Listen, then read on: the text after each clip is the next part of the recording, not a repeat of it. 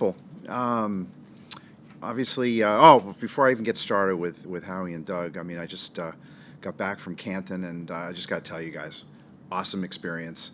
Um, Being there with and for Doc, it was really an emotional weekend celebrating who he is as a person and as a Hall of Fame player. And his speech, I think, kind of just was so Doc. It was vulnerable, passionate, genuine, honest. It's what makes him a great person, but also made him a Hall of Fame football player. And just being so genuine in the end, just so real and vulnerable. And it was a great weekend. It was amazing to have so many of our players there.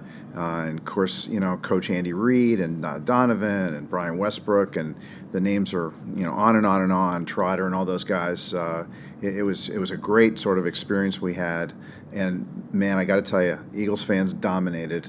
You had some amazing players being inducted. Ray Lewis and Urlacher, Jerry Kramer. The list goes on. Randy Moss. The list goes on and on. And I would say, I think, felt like it. There were more Eagles fans there than all the other teams put together. So it was really great. I know that's not why we're here today, but I just came back late last night, and it was a blast.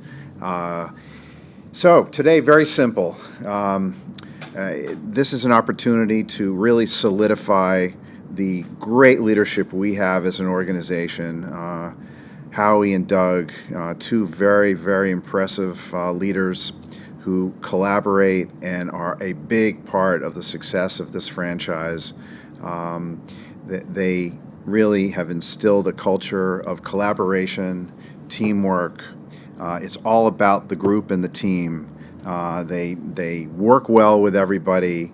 They're not afraid of hiring people that are very smart and terrific within their areas. There's just an ability to be wonderfully collaborative between them, between their staffs. They're both aggressive. They're both risk takers. It's part of our culture. We never want to lose that. And they're also smart. They have an ability to relate well when it comes time to dealing with whether it's players, other coaches, other personnel. Just a terrific way of relating, and it's something special.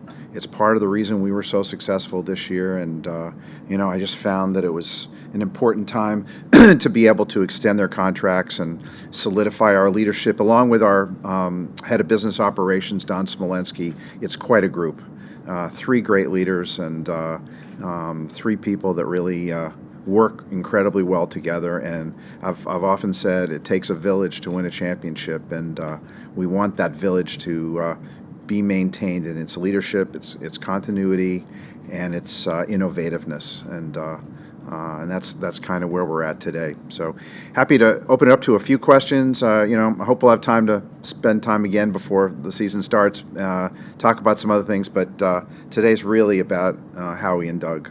As far as that collaboration, what signs have you seen that the two of them work well together going forward, and there won't be any type of power struggle or anything you've seen of that nature in the past? Yeah, there's no chance of that. I don't think there's no chance. From day one, these are two people that work well with everybody, not just each other, and they know that to have the best coaching, you need to empower the coach, and to have the best football operations, you need to empower the head of football operations. And it's seamless, and it's egoless, and it's a great thing, and it's pretty automatic.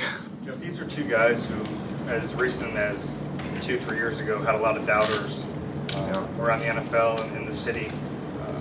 How does that manifest itself in them, and do you see signs of that still today, that they've overcome that? How has it changed them? Well, I think they're both at this point very, very humble. How they've handled success since February 4th has been something really wonderful to behold. And I think they both treat it like we just finished the season 7-9 or 8-8, and we can do much better than we did. We should be better at several aspects of the organization in terms of whether it's every aspect of football. There's no sense of we just won something gigantic, we're the world champions, and we'll let it fly. Not at all. They're both from day one. We had meetings on February, right before the parade. We had meetings on offense, defense, and overall football operations. And we had everybody there. And I have to tell you, the culture of the coaching staff and the football operations staff this was really great. Let's dig in. It's now day one. We just came off. We're 0-0. And I have to say, it's been that way ever since February 4th. Give it a couple days, and day before the parade, I saw it. And so anyway, they both are, I think, have an awareness of what it takes to win big. And they both realize that it takes everybody to win big. It's not about any one executive, one coach, one player, one anything in this league. And it all has to come together. And that experience of being world champions, I think, just ratified or reiterated the need to be incredibly collaborative, and also at the same time never, ever losing the smart risk-taking mentality of our organization in hopefully every aspect. Speaking of taking everybody, Joe Douglas, he's not part of these extensions? Joe, is yes. Joe is an important member of our player personnel staff, and that's I won't talk about anyone else's contract today, but Joe is a valued member of our staff and contributes, as do many people that never get written about. At what point this offseason did you realize you wanted to make sure you got this done before the season, and how long did negotiations take? It wasn't anything I had planned. It was just a thought that this is great leadership we have, and at some point in the near future, let's ratify that and extend it out to the foreseeable future. And I wanted to, observe what success looked like in terms of how people reacted to it. It was not surprising to me that everybody we had in the building was raring to go, including myself, fired up for another season really early on, and whenever it happened, it happened. The discussions were very short and very, very positive. I mean, we had positive conversations about just everyone working together for months. So it was also really clear, crystal clear, how much Howie enjoys working with Doug, and Doug enjoys working with Howie, and how they all love working with each other's staffs. So it was a natural. There wasn't any goal of doing it before the season. It was just easy to get done.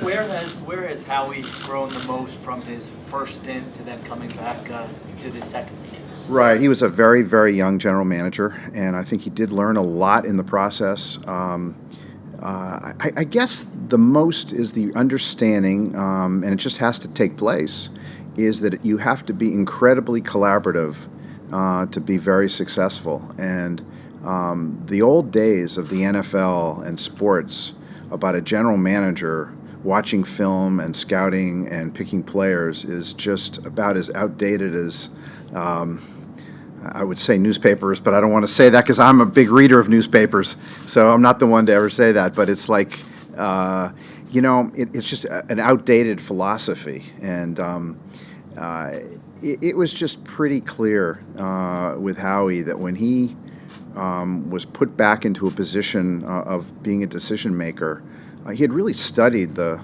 leaders in sports and outside of sports on how they lead. And he took I got to give him a lot of credit. He took so much from that, and day one, a few years ago, has been a terrific leader, in addition to being what I always knew was really bright, really innovative, aggressive, and calculated risk taker. And those are things that I have to have. We all have to have. And I never want to be in a position where our executives are at all conservative or just following trends, because if you want to be the best and not be average, you better set yourself apart from the 31 other teams.